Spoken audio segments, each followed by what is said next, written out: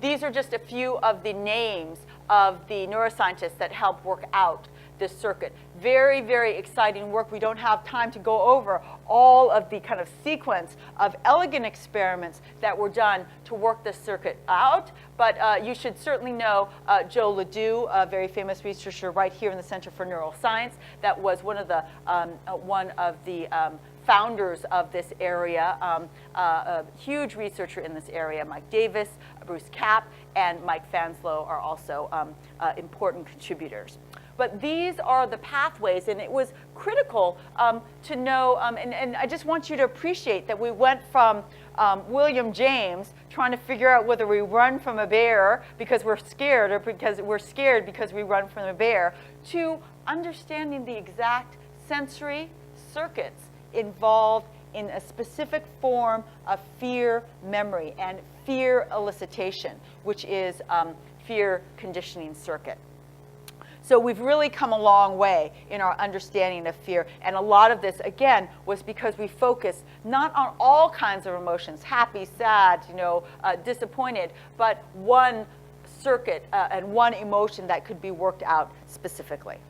Okay, so in the last few minutes, I just want to talk about a couple of findings in humans. So it's great to work out these circuits in animals. We also want to ensure that these circuits are working the same way in humans, and that the details that we understand from the rodent brain are applicable to humans.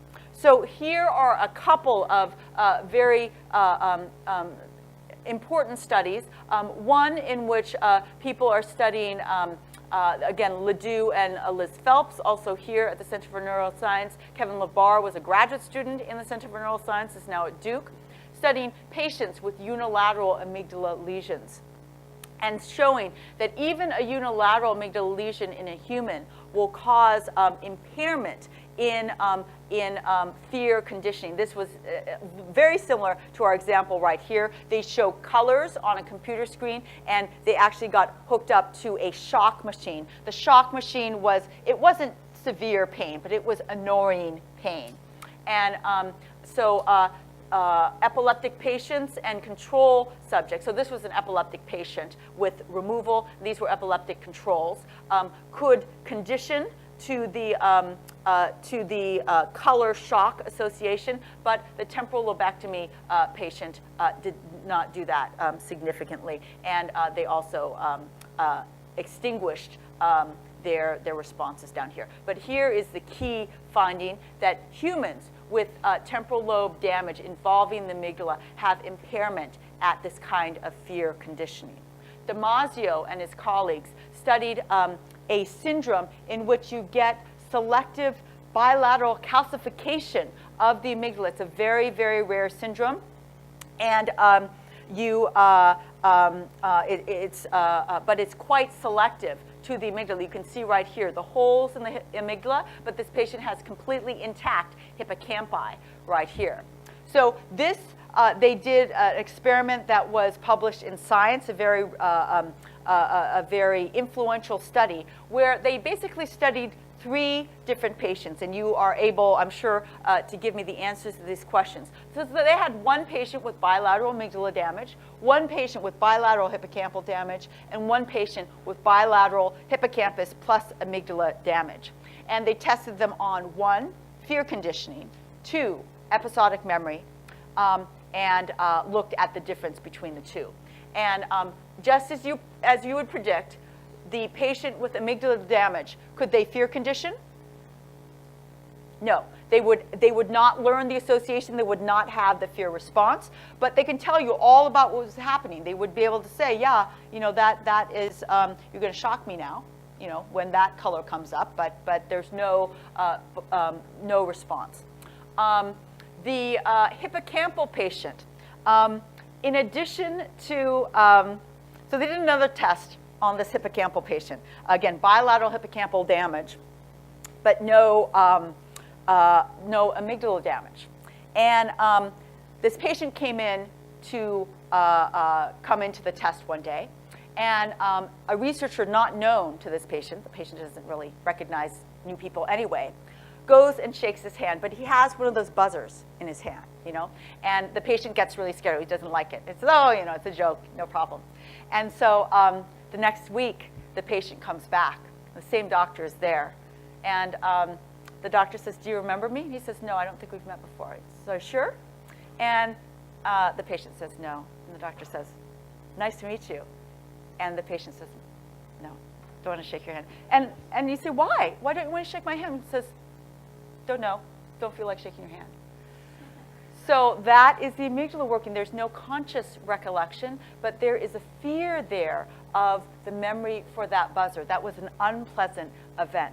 So no memory of the person, no memory of the event, but there is a memory in that hippocampal patient of that lasting negative thing. I would have done that to you, but I couldn't get to the store to find a buzzer, so I did the hammer instead. Okay, so Damasio did in a science paper that double dissociation of both anecdotally with the handshake with the patient, but also with a classic fear conditioning paradigm that's exactly like what we do in rodents, and showed that, in fact, it works in exactly the way that we would think. And finally, the last thing that I'll go over is the question of what else is impaired in these patients with amygdala damage, because this is expanding out a little bit more beyond fear. And one of the really important discoveries in these rare patients with bilateral, look at this. See those little black holes right there? That is a selective bilateral lesion of the amygdala. That is what this disease, this calcification of the amygdala does. It's like a surgical lesion here. And what they showed is these patients, clearly they can't condition to fear conditioning, but what they have is abnormal use of eye movements, abnormal eye movements. So controls, when looking at a stimulus like this is a face that's kind of scary. What you see here are the eye movements of the patient, of a normal patient on this face. You scan the eyes, you look at the mouth, you know, the lip curled back. Same here, this guy is scared, and the normal subject is looking at the eyes and the mouth. The patient with bilateral amygdala lesions does not do that. They look at the nose. They look at various other parts of the face. They're not focused in on those areas that are giving you information about the emotional content of the face. So there's something kind of deeper about that the amygdala is doing that helps normal people focus in on what we know are the key emotional aspects. What are the eyes looking at? Are they smiling eyes? Are they scared eyes? Are they surprised eyes? That's what we all focus on. You and I would all focus on normally the eyes. When you have amygdala damage, this is one of the things that is abnormal. So that kind of gives a depth to what the amygdala is doing. It's not, I don't want you to go away with, oh, it's just simple, just associates tones and shocks. It's also helping us process information in a species-specific way, in a very important way for social interaction, because this kind of information that you're getting from the eyes and the mouth are critical for normal social interaction. And in fact, patients with amygdala lesions do have abnormal social interactions. Okay, happy Thanksgiving, have a great holiday, and see you on Monday.